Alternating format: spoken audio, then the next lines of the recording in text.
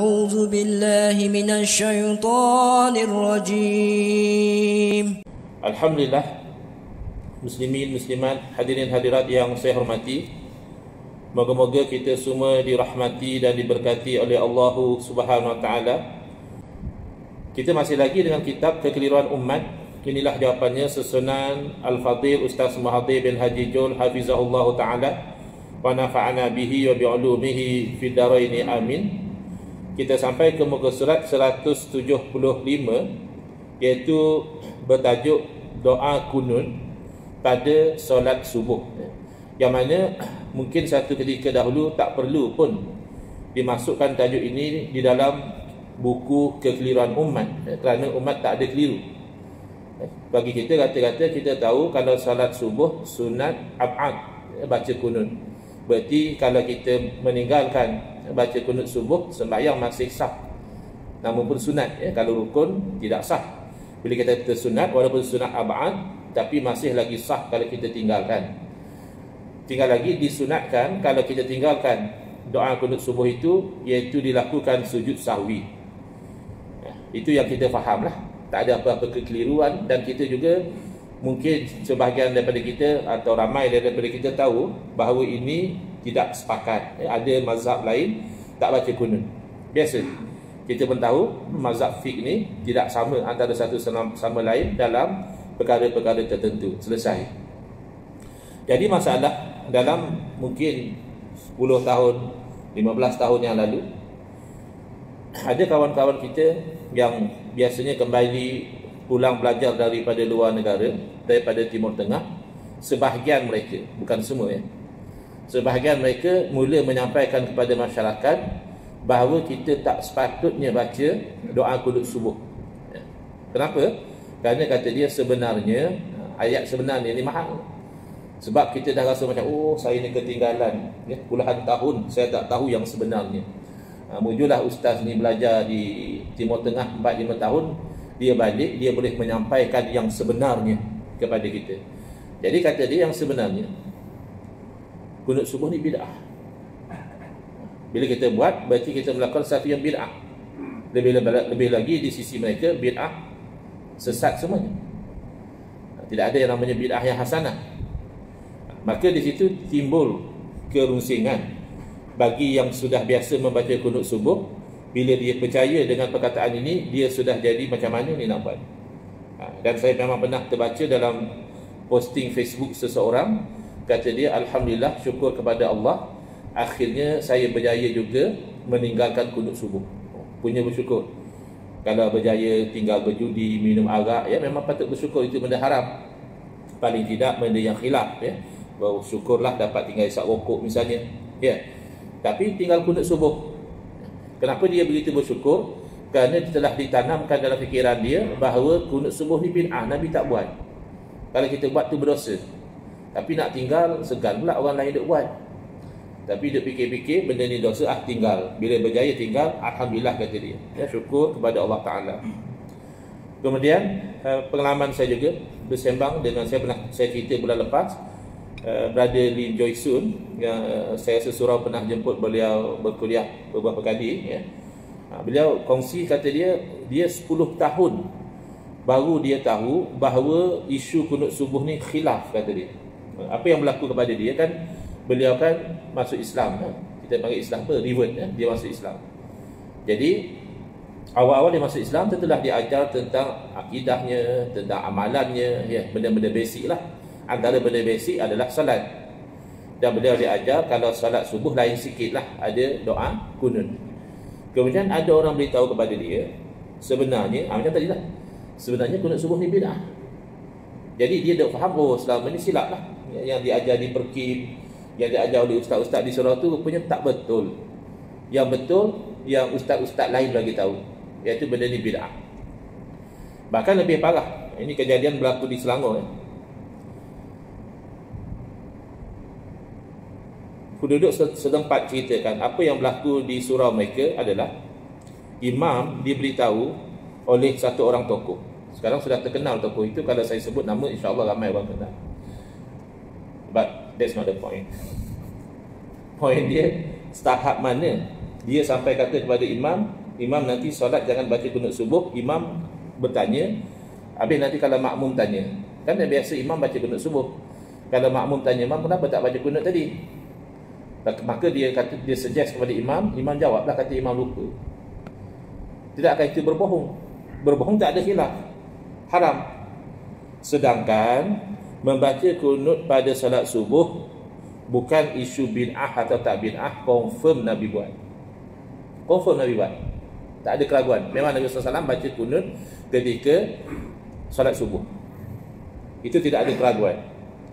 Tinggal lagi yang ulama bincang, selepas Nabi SAW baca kunut subuh tu, adakah bagi dia terus baca ataupun bagi dia sudah tak baca lagi, bagi dia dah tinggalkan, berhentilah. Itu yang jadi perbincangan. Baik, soalan. Ada golongan yang mempertikaikan membaca doa kunut subuh pada rakaat kedua.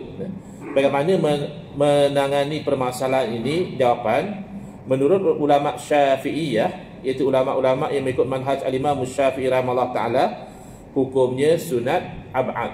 Ya, berarti yang kita sebutkan tadi, ya, kalau ditinggalkan sunat sujud sahwi. Kalau sunat hay'ah, ya, ditinggalkan tidak sunat sujud sahwi. Bila dijawab begini, menurut ulama Syafi'iyah, orang yang cepat tangkap dia dah faham, oh ini mesti khilaf. Kalau tak, tentulah Ustaz Mahathir kata sepakat ulama, kata ijma' ulama mengatakan hukumnya begini-begini. Bila Ustaz Mahathir kata menurut ulama Syafi'iyah, automatik kita sudah boleh faham mana ada ulama lain yang berbeza pandangan. Kalau di sini hukumnya sunat, berarti ikut ulama lain tak sunat. Begitu. Baik. Apa dalil?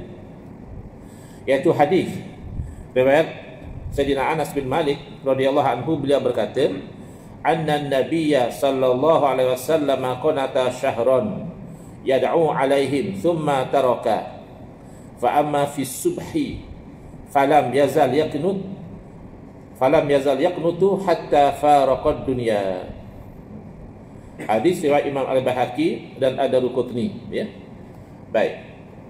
Jadi hadis ini soreh, ya, jelas, straight to the point, ya, bahawa Nabi SAW baginda berkunut selama 1 bulan mendoakan kecelakaan ke atas mereka. Ya. Mereka ni siapa? Sekumpulan orang kabilah yang khianat membunuh sahabat-sahabat Nabi. Nabi SAW sudah buat baik kepada mereka, sediakan sahabat-sahabat Nabi iringi mereka, mereka bunuh sahabat Nabi. Kerana Nabi SAW mendoakan kecelakaan buat golongan ini, kabilah-kabilah ini. Summa taraka, kemudian bagi dia tinggalkan. Lepas sebulan bagi dia dah tak doa lagi.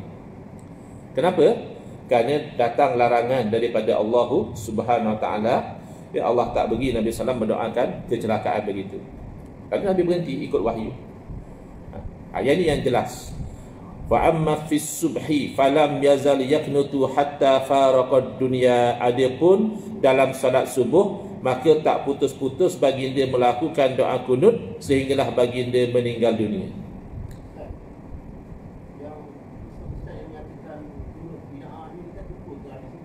Jumpa? Jumpa. Biasanya jumpa, ada juga yang tak jumpa. Ada yang tak jumpa, tapi sebahagian yang terpelajar di kalangan mereka jumpa. Tapi mereka ada satu sikap dalam menanggapi hadis ni.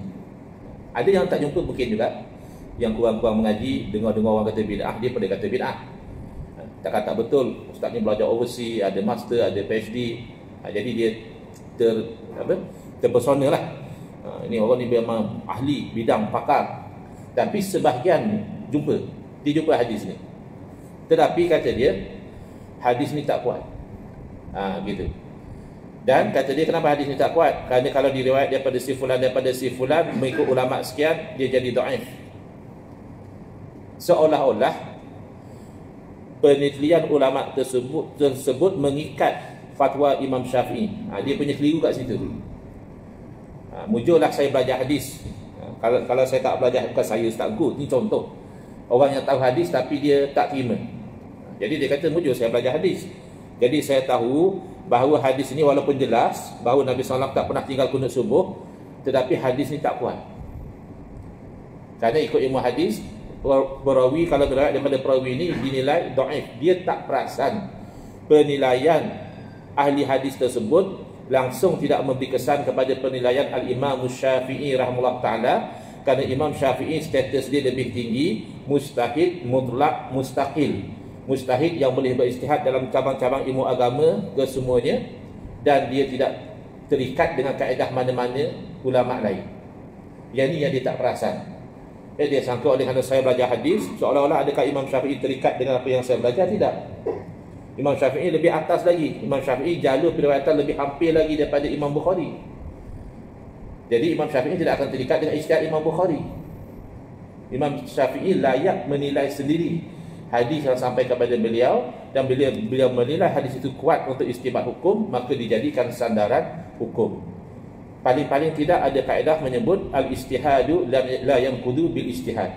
Ijtihad satu orang ulama tidak terbatal disebabkan oleh ijtihad ulama lain. Kerana yang tadi kita cerita ulama hadis, ulama fiqh pun ada yang menganggap tak sunat. Seumpama Imam Abu Hanifah. Imam Abu Hanifah dulu pada Imam Syafi'i lagi. Imam Malik menganggap sunat, guru pada Imam Syafi'i menganggap sunat, tapi kata dia kunut sebelum rokok. Kita kunut bangkit daripada rokok. Mazhab Hambali murid pada Imam Syafi'i, bermakna tidak sunat juga. Jadi tak ada masalah lah. Kesimpulannya, dalam isu membaca kunut subuh ini, statusnya adalah khilaf. Maknanya ulama tidak seia sekata. Bila khilaf inilah kita kata tempat untuk berlapang dada. Yang ni kita rasa pelik. Golongan ini bila dia datang membid'ah-bid'ahkan kunut subuh, lalu kita pun bangkit mengatakan tidak, hukum membaca kunut subuh ni sunat. Dalam mazhab kita ini dalilnya. Akhirnya kita pula dihentam. Kata dia, Ustaz kena berlapang dada lah Ustaz. La ilaha illallah. Kita berlapang dada dah lama. Tak pernah pun kita komplain orang Hanafi tak baca kunut. Tak ada pun kita kacau orang Hambali tak baca kunut. Bahkan kadang-kadang kita pula segan nak baca kunut bila kita beramai dengan orang Hambali di Makkah atau di mana, kita pula segan nak baca. Sebenarnya boleh baca, sebab yang sunat baca, yang ab'ad tu baca. Tak angkat tangan kalau rasa kekok, sebab orang lain tak angkat tangan, takut ganggu konsentrasi dia, tak payah angkat tangan, baca saja. Takut tak sempat baca yang panjang, baca yang pendek. Ya, Allahumma gfirli ya ghafur, itu sudah kunut yang pendek. Wa sallallahu ala sayyidina Muhammadin wa ala ali sayyidina Muhammad, sempat. Bahkan kita perasan imam-imam di Makkah Madinah dia lebih meraihkan lagi mazhab. Kalau masa iktidal subuh tu dia panjang sikit. Dia tahu ada di belakang dia mazhab Syafi'i yang mungkin nak baca kunut subuh. Sebab kunut subuh ni sejenis sunat yang kalau imam tak lakukan pun tak ada masalah kita lakukan. Beza kalau tahiyat awal. Tahiyat awal kalau imam tinggal ya kita tinggal. Kecuali kalau mufaraqah. Baik. Jadi ada yang tak tahu hadis ni, mungkin dia hanya tiru-tiru dengan ustaz-ustaz ceramah kata bid'ah, dia berkata bid'ah, dia pun tak tahu kenapa, tapi dia confident dengan ustaz tu, atau doktor PhD misalnya, lagi dia confident. Atau dia memang tahu, tapi yang tahu saya lihat begitu, dia terlepas pandang bahawa apa sahaja penilaian ulama mujtahid lain tidak akan membatalkan penilaian ulama mujtahid yang satu lagi. Jadi dia kekal khilaf lah. Bila benda khilaf, kita tak perlu menyebutkan masyarakat jadi berbalah. Yang peliknya, golongan ini di tempat yang ramai orang bermazhab Syafi'i berpegang kunut subuh tu sunat, dia duk bawa idea bahawa kunut subuh bid'ah. Tapi kawan-kawan kami yang belajar di India, mereka menceritakan situasi sebaliknya. Di India kita tahu majoriti sana berpegang dengan mazhab Hanafi, iaitu baca kunut subuh tidak sunat. Golongan ini di sana mereka membawa pandangan berbeza. Dia kata pendapat yang betul adalah baca kunut subuh. Siapa yang tak baca kunut subuh, dia telah meninggalkan sunnah. Jadi seolah-olahnya golongan ini hanya suka mencari pendapat yang kontra dengan apa yang dipegang oleh masyarakat setempat. Padahal kalau dia katakan saya pegang yang ini kerana dalilnya lebih kuat, soalan yang akan timbul, siapa yang menilai dalil lebih kuat? Saya bukannya tak bermazhab Ustaz. Saya bermazhab. Tapi saya ni jenis, saya tengok dalil. Kalau dalam isu kunut subuh ni, bagi saya dalil Hanafi yang kuat, maka saya tak baca kunut subuh. Okey. Persoalan, yang menilai dalil lebih kuat tu siapa? Kalau kamu, maka batal, kerana kamu tidak memenuhi syarat mujtahid. Kamu tidak ada kemampuan untuk mentarjih. Dalam mazhab Syafi'i yang sampai level mujtahid tarjih, seumpama Imam Nawawi yang ada ratusan ribu hadis dalam dada beliau, yang ilmu usul fiqh itu beliau mahir luar dan dalam, yang ilmu tafsir beliau mahir, yang ilmu bahasa Arab jangan kira lah. Ya. Seumpama Imam Nawawi itu yang baru sampai level mujtahid tarjih. Dalam khilaf-khilaf ni dia boleh kata ini yang rajih. Kita baru attend usrah 7 kali, kursus takrij hadis 2 kali, dia sifat solat Nabi yang sahih sekali, maka kita sudah jadi mujtahid tarjih. Ini kan nama angan-angan. Kalau dia kata tak, bukan saya nilai, tapi saya ikut kepada mazhab Hanafi, ya kan? Cakap terus terang, kamu taklid, saya ni taklid dalam isu ni mazhab Hanafi. Selesai macam itu. Tapi kamu tak ada hak untuk kacau orang mazhab Syafi'i. Nak memaksa dia ikut kamu tak boleh, nak membid'ah sesatkan dia tak boleh. Sebab kaedahnya la yunkaru al-mukhtalafu fihi, tidak diingkari perkara yang ada khilaf, wa innama yunkaru al-mujma' alaihi, diingkari perkara yang haram dengan ijma', itu kita kena ingkar.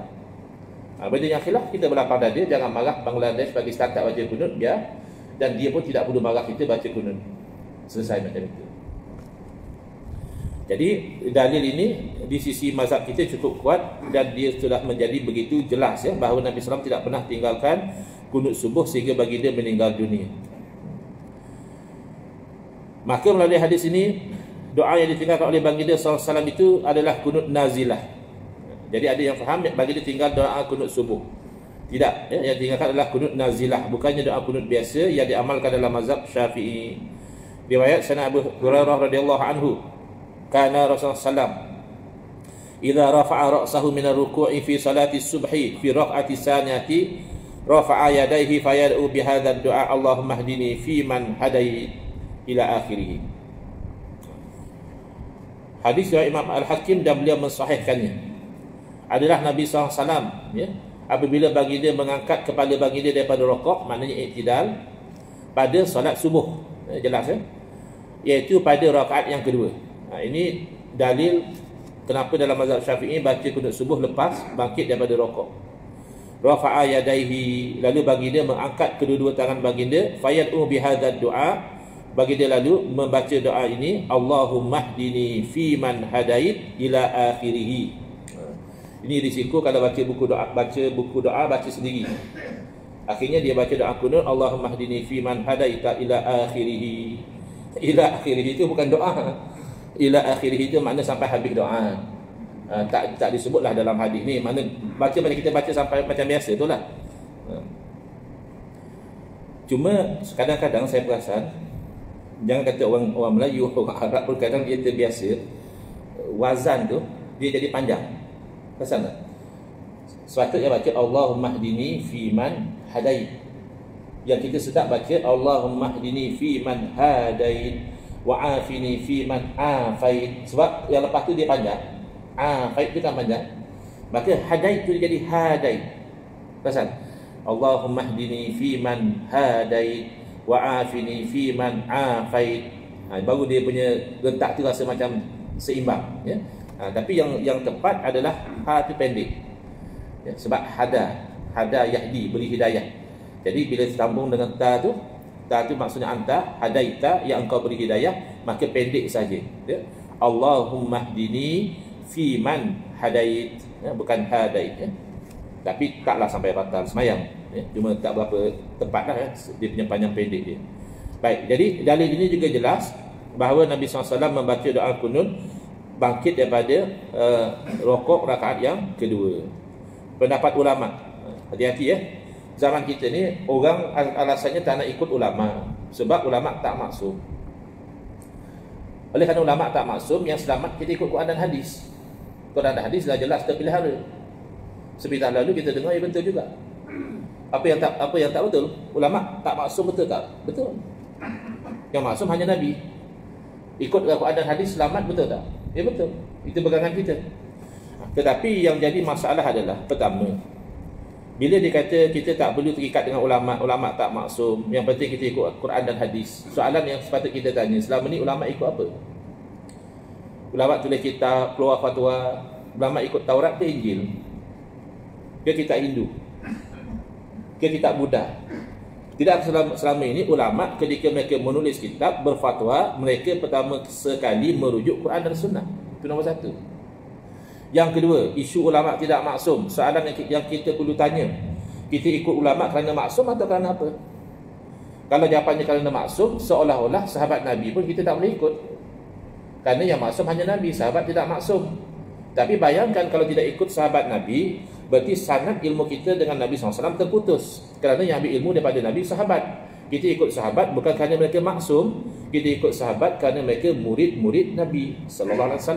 Demikian, kita ikut ulama bukan kerana ulama maksum, tapi kerana ulama warasatul anbiya, pewaris kepada para nabi yang mewarisi ilmu Nabi. Biasa, bidang apa pun kan kita ikut pakar. Bidang agama yang pakar adalah ulama. Kita naik kapal terbang, kita bawa sendiri kan taklid pada pilot. Kadang-kadang kita pun tak tahu pilot tekan butang apa, dia tarik gear apa. Tapi daripada saya bawa sendiri, saya tak pernah bawa pelajar kapal terbang, dia baik saya taklid pada pilot, walaupun pilot tak maksud. Kita sakit, kita taklid pada doktor. Jumpa doktor, doktor kata Tuan Haji ambil ni 3 biji sebelum makan. Dia doktor. Ini 2 biji lepas makan. Baik doktor. Ni 4 biji sambil-sambil makan. Baik doktor. Sami'na wa ata'na wa ghufranaka rabbana. Tak ada bangkang. Ya, kerana doktor pakar. Tapi doktor tak maksum. Kadang-kadang doktor juga tersilap. Tetapi sekurang-kurangnya dia pakar. Dan kalau kita kata ulama tak maksum, apa solusi? Kita pergi direct pada Quran dan Sunnah. Habis kita maksum. Bila kita baca Al-Quran dan kita faham begini, kita baca hadis dan kita faham begitu, adakah kita itu maksum dalam memahami Quran dan hadis? Sekurang-kurangnya tak maksumnya ulama, dia pakar, dia alim. Dia kalau ijtihad salah pun masih dapat 1 pahala.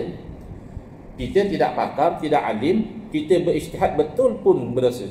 Sebab kita telah melanggar firman Allah Ta'ala, wala taqfu ma laysa laka bihi ilmun. Jangan kamu itu ikut benda yang kamu tak punya ilmu. Habis nak buat macam mana? Fas'alu ahla zikri in kuntum la ta'lamun. Tanya ahli zikir. Orang yang pakar bidang tu, tanya dia dan ikut dia. Itulah mujtahid. Bila dah sampai level mujtahid, dia berijtihad betul dapat 2 pahala, salah masih dapat 1 pahala. Kerana dia berlakukan dalam keadaan dia berkepakaran. Ya, begitu. Jadi senang. Dalam kunut subuh ini, kalau kamu tidak sampai pada level mujtahid, jangan nak memandai-mandai kata ini rojah, ini dalil lebih kuat dan sebagainya.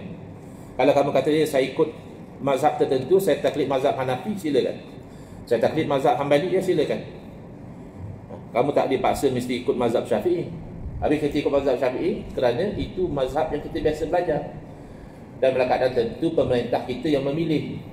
Bila pemerintah kita memilih mazhab tertentu, maka atas jalan taat kepada pemerintah, kita ikut mazhab itu. Asalnya wajib ikut Quran dan Sunnah. Dan apabila ulama berbeza pandangan, kita taklid kepada salah satu daripada pandangan ulama mujtahidin. Baik, pendapat ulama iaitu Al-Imam Nawawi rahimahullah ta'ala menyebutkan dalam kitab Majmu'nya, mazhabuna annahu yustahabul kunutu fiha. Mazhab kita itu mazhab Imam Syafi'i rahimahullah ta'ala, iaitu disunatkan membaca kunut dalam solat subuh. Sawa'un nazalat am lam tanzil, sama ada berlaku satu perkara, nazilah ni makna berlaku satu perkara besar, penyakit kah, pada bencana kah, atau tak berlaku, sunat. Kalau subuh sunat. Kalau lain daripada subuh, hanya nazilah saja sunat. Macam berlaku bencana pandemik COVID-19 tu, iaitu sebenarnya yang sunnahnya adalah kita baca kunut nazilah pada setiap waktu. Zuhur kunut, asar kunut, maghrib kunut, isyak kunut, subuh juga kunut. Sebab nazilah. Tapi bila dah tak ada nazilah, tidak ada lagi kunut selain daripada subuh. Wa bihadza qala aktharus salafi. Kita kan kawan-kawan kita yang tolak kunut subuh ni, dia kata dia salafi. Apa makna salafi? Ikut salaf. Apa kata Imam Nawawi? Dengan fatwa inilah berpegang kebanyakan salaf. Kebanyakan ulama salaf berpegang sunat baca kunut waktu salat subuh. Wa man ba'dahum, dan ulama selepas daripada salaf, au katsirun minhum, kalau tak majoriti pun ramai. Jadi Imam Nawawi mula-mula sebut majoriti ulama salaf berpegang sunat baca kunut subuh. Tapi Imam Nawawi berhati-hati lagi, kata beliau, kalau tak majoriti pun ramai. If not most of them, many of them berpegang bahawa sunat membaca kunut subuh. Wa mimman qala bihi Abu Bakr as-Siddiq wa Umar bin Al-Khattab wa Utsman wa Ali wa Ibn Abbas wal Bara' bin Azib radhiyallahu anhum ajma'in. Itu antara sahabat-sahabat Nabi yang di-quote oleh Imam Nawawi rahimahullah taala, yang berpegang sunat baca kunut subuh, iaitu 4 khulafa ar-rasyidin, tambah dengan Sayyidina Abdullah bin Abbas, Sayyidina Al-Bara bin Azib dan lain-lain. Baik. Syekh Jadul Haq Ali Jadil Haq, salah seorang Syekhul Azhar, mengatakan dalam kitabnya Al-Qunut Bainas Syar'iyyah wal Bid'ah. Kunut antara adakah dituntut secara syarak ataupun perkara baharu. Kata beliau, faman qanata fi salati subhi ba'da ruku'i faqad ittaba'a sunnatan waridatan an Rasulillah sallallahu alaihi wasallam.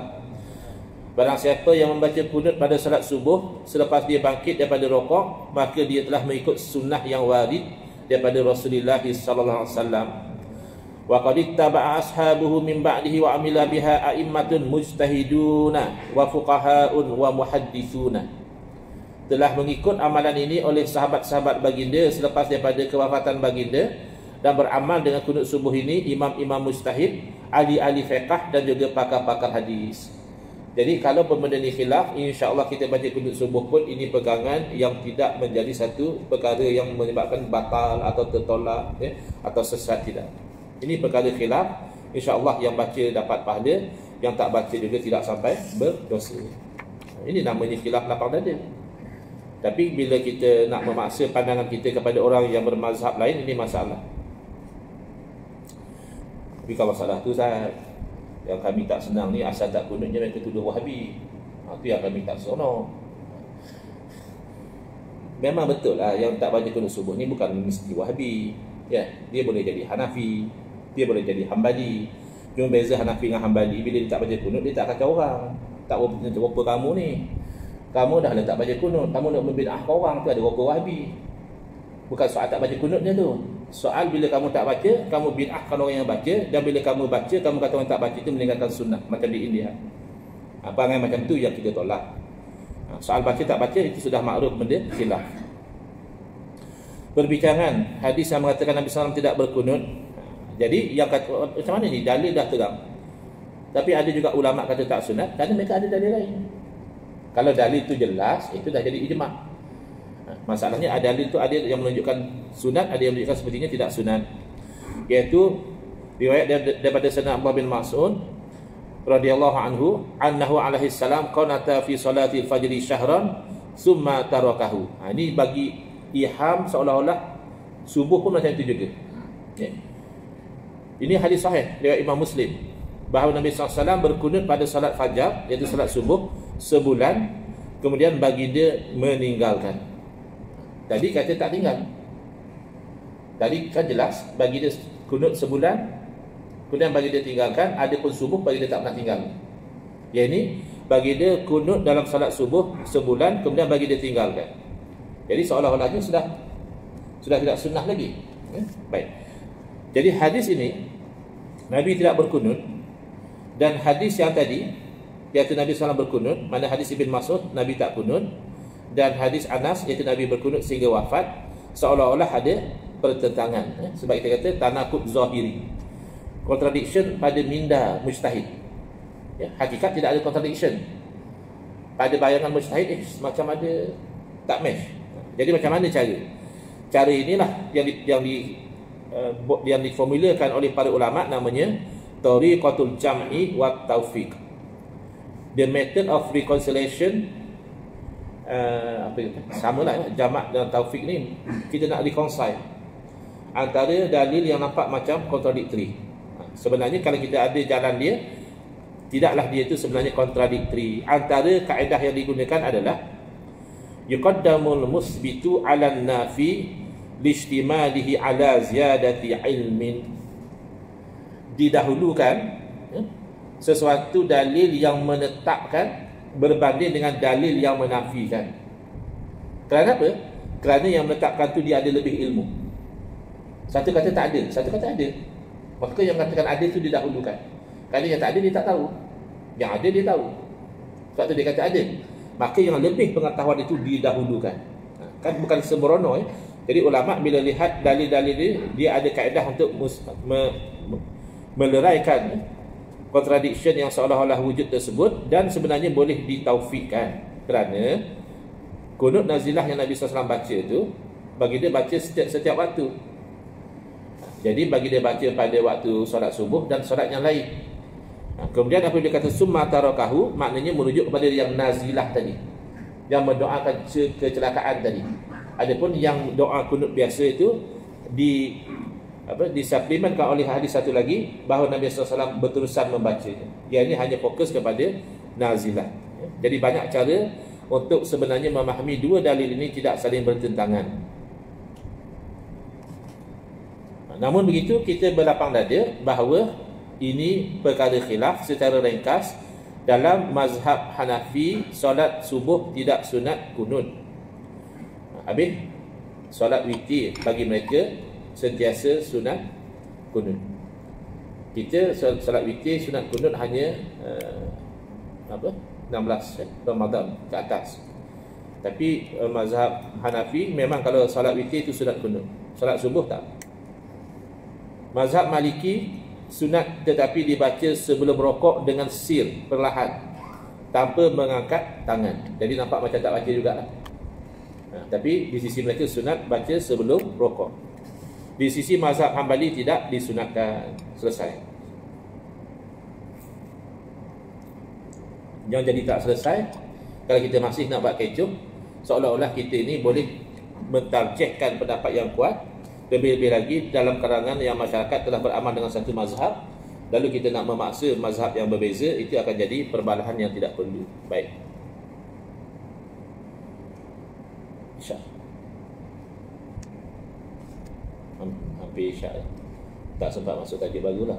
Tajuk baru tentang dakwaan kononnya kalau kita sengaja tinggal solat fardu tak wajib qada. Habis yang kata qada tu, yang tu kalau lupa dan tertidur saja.